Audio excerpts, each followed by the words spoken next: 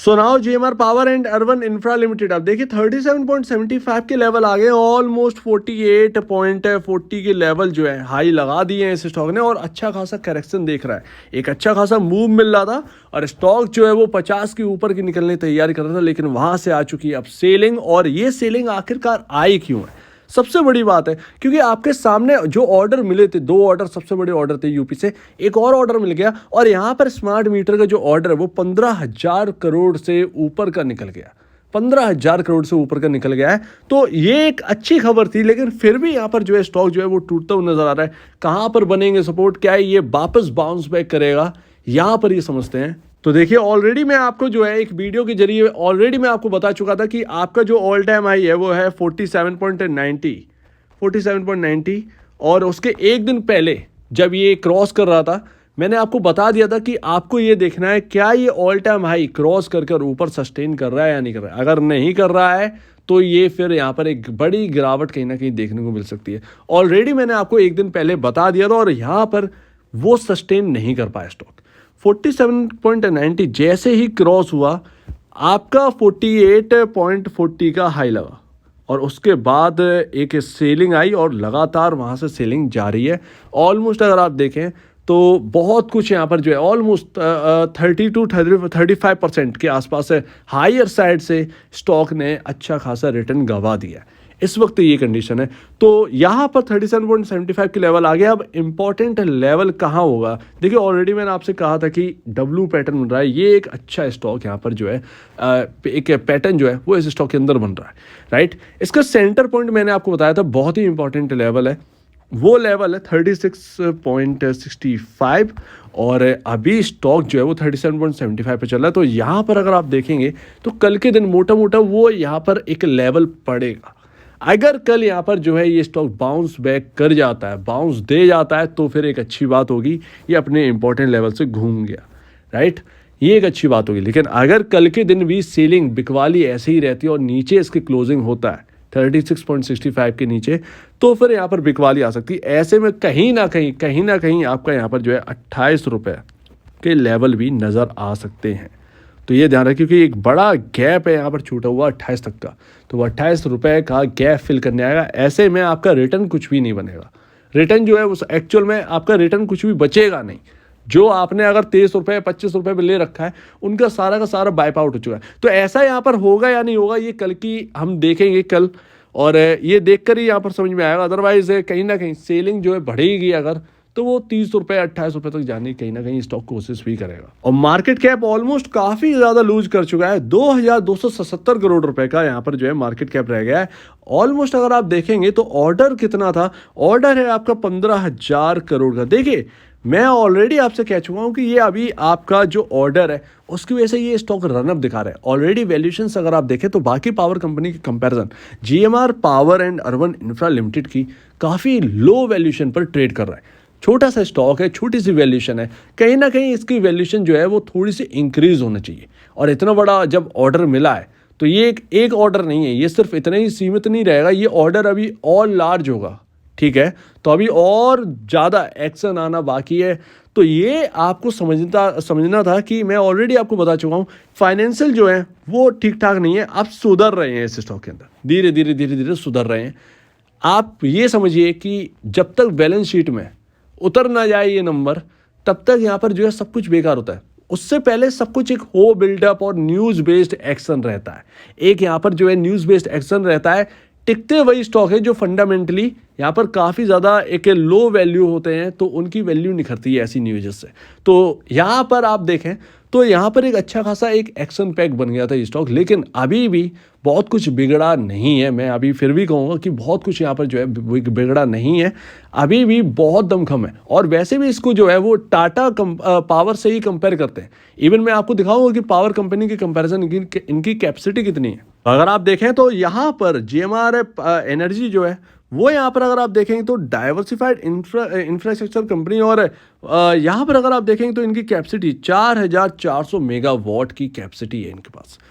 एक और बात, यहाँ पर एक मिक्सअप है इनका, balanced fuel mix of coal gas LSHS as well as renewable energy, यानी पूरा एक पैक है, ठीक है। अब यहाँ पर एक और बात यहाँ पर नोट करेंगे, 4,400 मेगावाट की कैपेसिटी जो है वो इनकी रनिंग कैपेसिटी है। 2 या 300 मेगावाट जो कि अभी बन रही है, डेवलप्ड हो रही है यहाँ पर इंडिया और नेपाल में, राइट। तो कुल कैपेसिटी जो है वो 6,700 मेगावाट की पहुंच जाएगी। अच्छी खासी पावर कंपनियों के पास इतनी कैपेसिटी अभी भी नहीं है, अभी भी नहीं है। ऑलमोस्ट 7,000 मेगावाट की कैपेसिटी के आसपास आ रहे हैं आप। अब देखेंगे टाटा पावर के पास कितनी है, 14,000 मेगावाट की कैपेसिटी। इतने ही आपके अडानी पावर के पास है। अगर आप देखेंगे तो थोड़ा सा और पीछे जाएंगे तो आपको एक अच्छा खासा स्टॉक मिलेगा, JSW एनर्जी।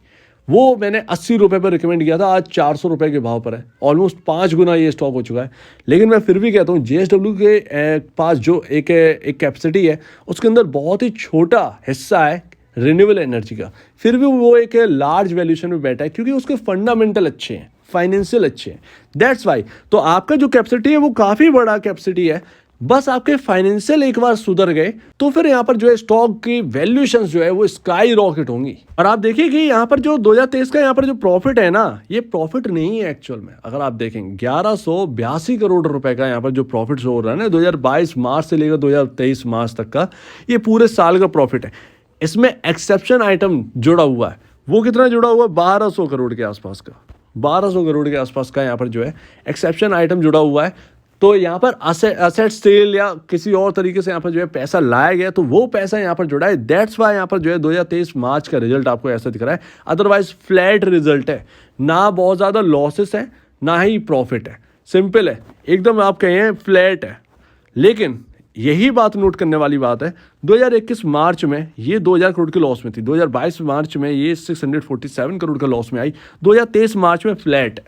आपका ऐसा नहीं है कि 300-400 करोड़ का कोई लॉस है, सब कुछ 10-20 करोड़ के आसपास का इधर उधर अंतर पड़ता है, वही लॉस है, 10-20 करोड़ का लॉस है। तो लगातार लॉसेस जो है वो GMR पावर ने कम किया है। सो ये एक पॉइंट नोट करने वाली बात है। और अभी भी अगर आप देखें तो FIS लगातार बने हुए इस कंपनी में, DIS भी अगर आप देखें तो अच्छा खासा है, लेकिन FIS का पोर्शन आप देखिए 20.86 है। हालांकि यहाँ पर जो है क्वार्टर दर क्वार्टर घटाया है, 21.19 से घटाकर 20.86, और ईयर ऑन ईयर बेसिस पर अगर आप देखेंगे 21.59% से घटाकर 20.86। तो कोई बहुत बड़ा हिस्सा यहाँ पर घटा नहीं दिया है कि GMR पावर पर कुछ असर पड़ जाए, ऐसा कुछ नहीं हुआ है।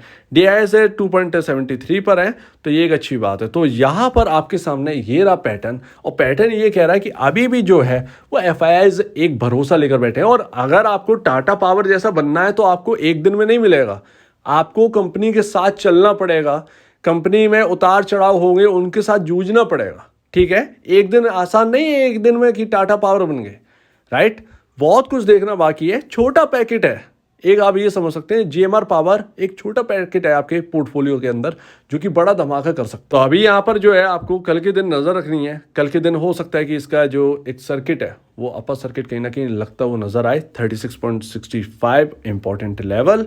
और अगर ये लेवल टूटते हैं, अगर ये लेवल 33 भी ब्रीच कर जाता है तो ऑलमोस्ट कहीं ना कहीं ये स्टॉक 28 के आसपास फिर जो है वो कहीं ना कहीं देखने को मिलेगा गैप फिल करते हुए। लेकिन मुझे अभी भी भरोसा है कि यहाँ पर अगर आप देखेंगे बहुत ही छोटे, एक तरीके से आप इसे पेनी स्टॉक ही मानिए, बहुत ज़्यादा मार्केट कैप नहीं है। मार्केट कैप आप देखेंगे अगर यहाँ पर थोड़ा सा और लूज करता है, ऑलमोस्ट 1800-1700 करोड़ का मार्केट कैप, बहुत ही छोटा मार्केट है पावर सेक्टर के अंदर, और बहुत ही छोटा मतलब। तो आप इसे एक तरीके से पेनी स्टॉक कह सकते हैं। एक अच्छी कंपनी का एक पेनी स्टॉक है जो स्मॉल कैप में आता है, बहुत ज़्यादा मार्केट कैप नहीं है। आप देखें प्राइस भी बहुत छोटा है, प्राइस टिकट बहुत छोटा है, तो वो एक कहीं ना कहीं जो लोग ढूंढते हैं कि 50 रुपये से नीचे का मुझे कोई स्टॉक चाहिए, उसकी कैटेगरी में ये सबसे बेस्ट स्टॉक कहीं ना कहीं इस वक्त मिल रहा है। सो उम्मीद है आप इस बात को समझेंगे। कल इन लेवल्स पर नज़र रखिए। मेरे ख्याल से नेक्स्ट टाटा पावर बन जाएगा, टाइम लगेगा। कैपेसिटी बता रही है 6-7 हज़ार मेगावाट के आसपास की कैपेसिटी आप पहुंचा रहे हैं, तो ये एक बहुत ही अच्छी बात है। अगर और यहाँ पर जो है बढ़ने की कोशिश करेंगे देन बहुत ही आसानी से इसकी वैल्यूएशन बढ़ेगी, ठीक है। सो उम्मीद है आप इस बात को समझेंगे। आपका क्या कहना है इसके ऊपर कमेंट सेक्शन में कहिए, और अब बड़ी देखने के लिए बहुत धन्यवाद दोस्तों।